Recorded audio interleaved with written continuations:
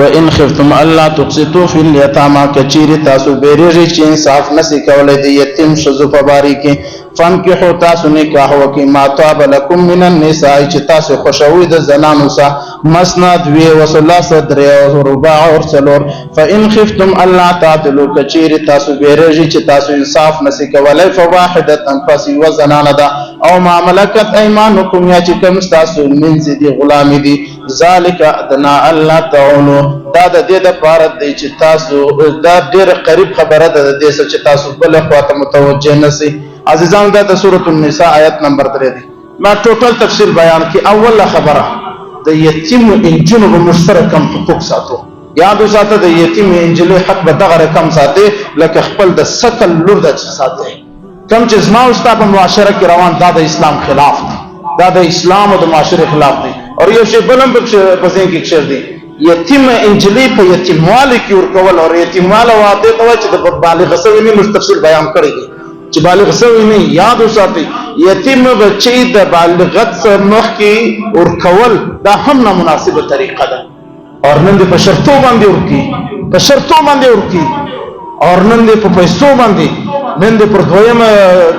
څو خلک سما پښتنه کړی ده دویم دې چیرې وکي دا ته یو یتیم ولا پارکې د خوار ولا اصل کې د خپل خواري دا خوار انجلی و ما وغشتله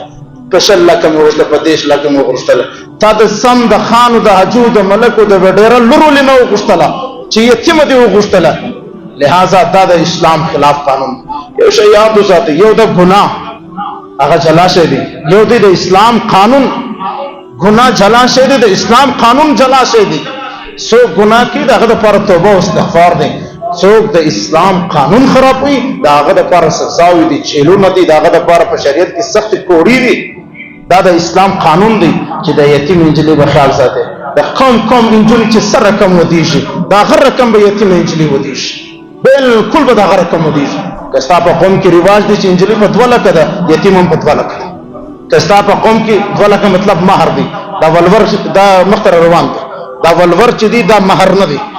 مہر وسه دوای مہر ودا ته چې پیسې د داسې راواسته و دې انجلی ته د داسې ورکې بیا د پښتنه نسنی وکړه چې دا پیسې ته څه پکې دا پوښ خپل کار کوي د غي پیسې کوړه ځان سره وړي سونه په اخر تاسو کې چې د دې د پاره دي سماوار او تلتکان او بالشتان زه د په ولور نشان راوړم دا ستاسو ذمہ داری ده د الله پر تا پرس کړی دي دا به ته اسی و دې تور کې شل لباس شکا پړې شجه شان بده دا خدای اسی شي دي لہذا دوستانو دا ډېر اهم مسلې دي یتیم انجلی کې په دوله کستا په شار کې ده یا ستا په قوم کې ده عام انجلی یتیم انجلی بنده برکم سي اور کچیر په دې کې فرق راځي د الله په قانون کې فرق راځي اور دا ډېر خطرناک ګناه ده الله رب العزت وايي کچیر تاسو د یتیم په باره کې انصاف نشئ کولای نکاح ور سره کوئ اور بیا چې یتیم انجلی کور ته راسي د دې د څوک ستنه د دې څوک پښتنه کوي بیا چې سره کوم استعمالي شي په کور کې دا ټول زما او ستا په معاشره کې اسلام خلاف د قرآن خلاف متضاد نظریه د دې څوک پښتنه نشته په دې څوک څوک راځي نه دا خو پلار یا ورور نه لري څوک پښتنه نه کوي بس په کور کې لکه سپي یا لکه خره نعوذ بالله په کور کې استعمالي شي دا دومره ناسور د زما او ستا په معاشره کې چې د دې آیاتو ډېر ضرورت دی دا ټیم الله رب العزت بیا نکاح وکړه د دوه سره د درو سره څلور سره د دې سره نکاح وکړه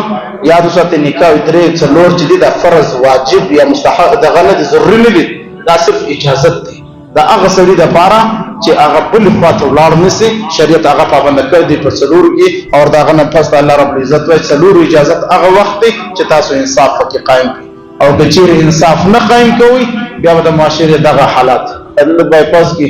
ایو سړی چې وشتي د زوج بدل نږدې راغی کې پر یو خبره وشي درې ودونه کړ دي اور دا سړی بیچاره ز پیژنم چې قتل سو د چا د لاسه قتل سو خپل سکه زوی قتل کې پر چش باندې قتل کې یو شزه وکبل او کبل او یو غرزو بل پرېر د بل داسې هغه رسم درته یو طلاق مسله راغله مستلاق وکړه دې سړي په باره کې زه خبر سم د شپږم مشزه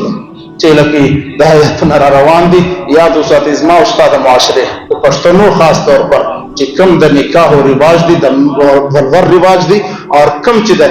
قرآن متصادم د قرآن ضد اور د قرآن د قانون خلاف رواج دي نبی علیه الصلاۃ والسلام هم پر دې سخت وعیدونه بیان کړي دي الله تعالی د عمل کولو توفیق